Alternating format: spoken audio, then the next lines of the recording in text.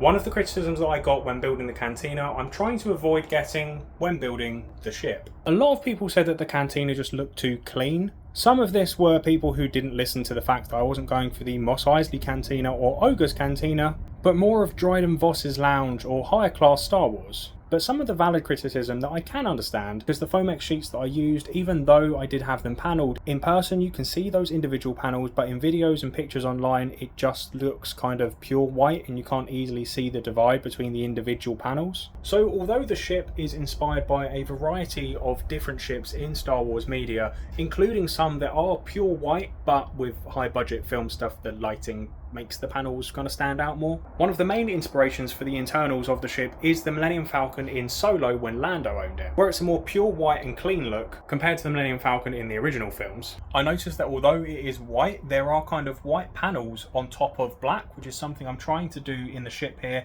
This area you kind of see a bit more because it's closer to done. And then with the rest, like the doorway to the cockpit here and the ceiling and stuff, I put the Foamex panels up and then spray painted black lines. After a lot of testing of different spray paints and seeing which ones would stick well and wouldn't scratch off and stuff like that, and luckily enough the cheapest one was actually the one that worked best with no primer and stuff as well. And whilst it is very messy and rough right now, these are the black lines, and then we're going to panel over it and just see kind of a thin black line in between those panels that I put over, just to add a bit more depth to it instead of being pure white. So yeah, I'm sure I'll get some criticism about the ship anyway, but you know, maybe build your own ship if you have a specific idea in mind. This is my ship.